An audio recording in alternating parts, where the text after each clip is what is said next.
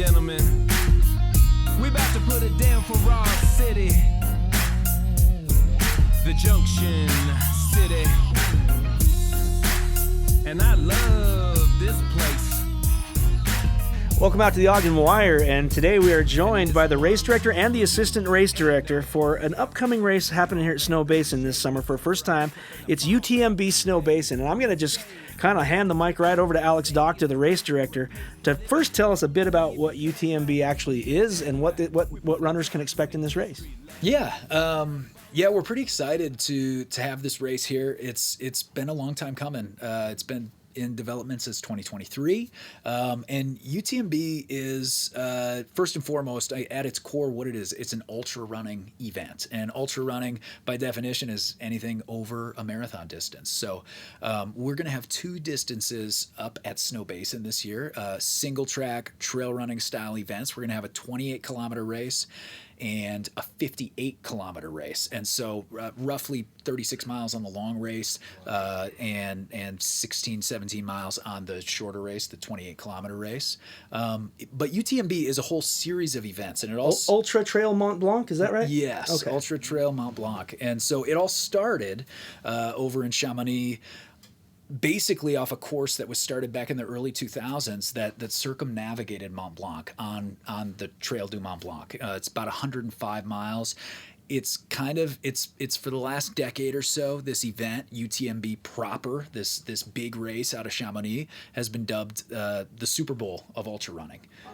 What has grown around that is a series of international events all over the world that are unique, individual, hard, and scenic events. They all kind of live up to what this very iconic UTMB race is, but they've kind of sprung up and become qualifiers to eventually get there, or just alternatives for people that might not make it over to Chamonix to run that race. And so it just kind of expands.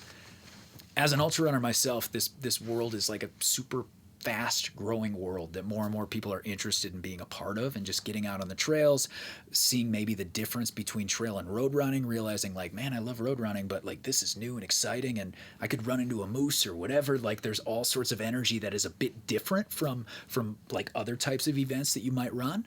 And so Snowbasin by UTMB is going to be a great addition to that. And I think what's really cool is Ogden and Snowbasin and Weber County. We get to bring like our own flair to this really kind of iconic series. Wow. Well, that's awesome. So the Chamonix race is more or less like the Ironman Kona race, the final one they're trying to qualify to get to, and this is now a qualifier for that race. Yeah. Okay. Yeah. I understand. Yeah. So you essentially like accrue. They call them stones, but it's a point system, right? And so you run different distances, and you run different UTMB races around the country, or you can travel internationally and run those as well. And you accrue these stones, and those allow you to qualify to kind of get into these other events. Okay. UTMB proper, yeah. So I know you're a UTMB runner. You've run some of the races. You've race directed some of the races, if I'm not mistaken. The Speed Goat, or you've helped out with that. Just helped, yeah. Okay. I've run UTMB proper in Chamonix. Okay. I ran that in 2022, and I've run a bunch of their other races. I've run Speed Goat many times. Tell us a little about the format of the race. How supported is a race of this distance through mountains, where it's not easy to have aid stations, and how much is it self-supported? How much of it is organization supported? Yeah, so in the trail running world, and specifically the ultra running world, that shift from maybe a road marathon to ultra running is there's a little bit more self-reliance between aid stations. So you're still going to only have 5 to 7 miles between, maybe 9 or 10 at the long end between an aid station, as opposed to every other mile in the marathon. And because of that, you're wearing maybe a hydration vest, and you've got some water or some electrolytes on you. You've got some food. Like, you've got all these things that you're used to training with. But then the flip side is you hit these aid stations, and they're a little more bulked out than maybe a marathon aid station, because traditionally maybe you're moving a little bit slower on the trails when you're climbing and descending too. So you'll have like M&Ms and Nutella wraps and all this heavier food you might not see in a marathon. Right. So a little more self-reliant in between, which provides some of the adventure, and then still, decently supplied aid stations to kind of refuel you and keep you going. Okay. What are we talking duration wise for these distances? How long is it, like your average runner on each course? How long is it going to take? Yeah. So on the shorter course, the 28K, you're looking at anywhere between like 2.5 hours to 7 or 8 hours. And then on the 58K, you're looking anywhere from 3 hours and 45 minutes to 12 hours. So it's a big spread, you know, and it's the same holds true in marathons, but really what's pretty cool in ultras and Snowbasin by UTMB is going to have this is you're looking to accomplish something that maybe you didn't think you could do, but along the way, you're also out there like soaking in the resort, soaking in the single track, the views. So you're going to have runners that are charging, and you're going to have runners that are stopping to take photos the whole time, you know, and this event like accommodates all of that. Have you laid the course out yet? Roughly. So what kind of course profile can runners expect? What kind of elevation gain and all that over this distance we're looking at? Yeah, so in the 58K, the longer race, you're looking at about 6,000 feet of climbing over that distance. And then in the 28K, it's just shy of 3,000 feet of climbing. Okay. So challenging, but accessible, you know, especially over the timeline. We've got roughly a 12-hour cutoff set up for this event. So you can kind of go a good half day on this thing and really take it in. How much of the Snowbasin space are you guys utilizing? Is it a lot of circuit racing, or are you guys really taking up the whole mountain and spreading them around? It's pretty good, yeah. I mean, if you're familiar with the mountain, if you go onto the website, all the maps are live right now. But you know, we start down at the main lodge there, and we basically take needles up all the way to the top. The 58K will pop up and look over the overlook, looking down into Ogden. Then we'll take Porcupine back down. Is that right? Am I saying that right? Porky. We'll take Porky back down, and when we get back to the lodge, so you've got a big loop there. Then we push over onto U.S. Forest Service land. So we drop all the way down to Art Nord. Awesome. We work our way back. We come up over Sardine, and that's kind of the full big course right now. Yeah. And then is the longer course like 2 laps of the shorter course, or how does that work? So that's the long one. Okay. That gets you the full 58, and then the short course is basically that first loop. That's basically the resort loop. So so it's cool. It kind of shows off. It shows off a lot of what Snowbasin has to offer in the summer. Obviously, they've got a lot to offer in the winter. Yeah. What's the date of the race? It's September 12th. September 12th. Beautiful time to be up there. The leaves are probably just starting to turn up there, right? Yeah. What I think is cool about that course layout too is you get to see everything from the base of the resort, geology and whatnot, all the way up to the top where you get to be in a much higher alpine kind of feel, and then back down in that Sardine loop where you'll be in aspens and everything. So you're going to see a pretty diverse kind of ecosphere up there. Mm-hmm. Yeah, you hit sagebrush, aspens, conifers, and firs. It's kind of all 3 different types of what Utah has to show off. If you're popping up at the top of Needles, you're basically above the tree line almost at some point, right? Yeah, really close. I'm curious, what does it mean to have an event like this in Ogden? It seems as though Ogden, would you say that Ogden is a hub for people who do events like this? Like, what does it mean to bring it to Snowbasin? Yeah, I think it aligns itself perfectly, Again, like I'm a person who transplanted from Wisconsin back in 2015 and did it for the mountains, and it aligns perfectly with Goal's mission. Goal's mission, our mission is to kind of elevate and help realize Ogden and the greater Weber County area as an outdoors mecca, and we do that through numerous different ways. UTMB proper really fits in that goal quite well. I tell a lot of my friends, I used to say that like Ogden is Salt Lake City's Boulder without maybe the home prices. It's just, but it's everything you want. It's total access to the outdoors. You're not even sure if you should say that on the air because you're like, man, like we got a good thing going here. Yeah. But it really is. We're like a gateway to like epic outdoor access, and so It means a lot because we're gonna see a lot of local and regional runners, which is what we want. But the way that UTMB is set up, you have a lot of people that are traveling to do these events because they recognize that again and again.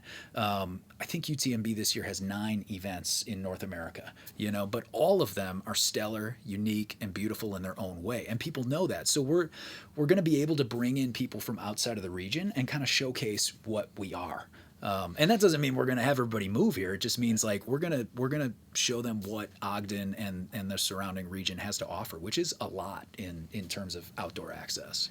Well, you touched on the point that I think a lot of people know what snowbasing is in the winter. I mean, certainly having been ranked the top resort in the West or whatever in the last couple of years by readers of Ski Magazine, they know that it's an epic place in the winter. But I don't think that many people understand just how beautiful that place is in the summer.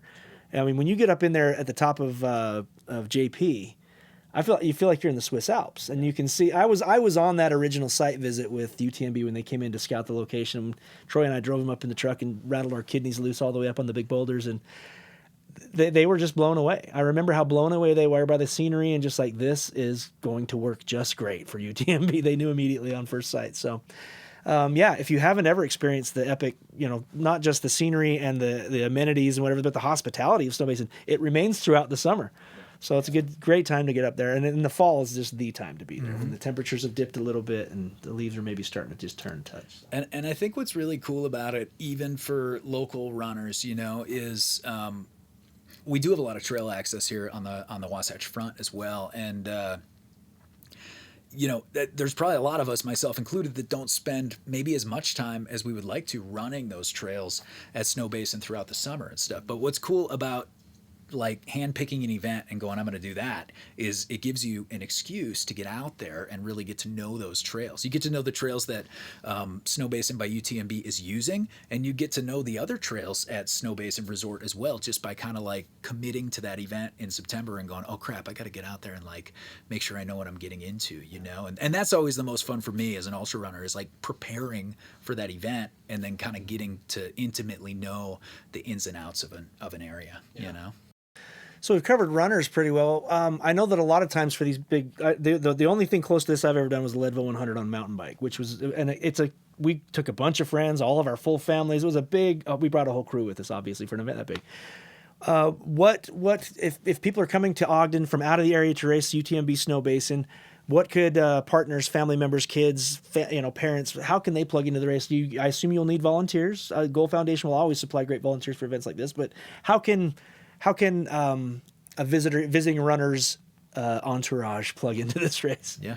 Well, I think a couple of things, and Troy can probably speak to this a little bit too, but we basically have, what we call our base camp in UTMB parlance, but expo style check-in Thursday afternoon, all day Friday, and then the race is on Saturday. And that base camp is actually going to be in downtown Ogden, where the start and finish of the event is going to be at Snowbasin Resort. So people traveling in, whether runners or or spectators, supporters, all those people,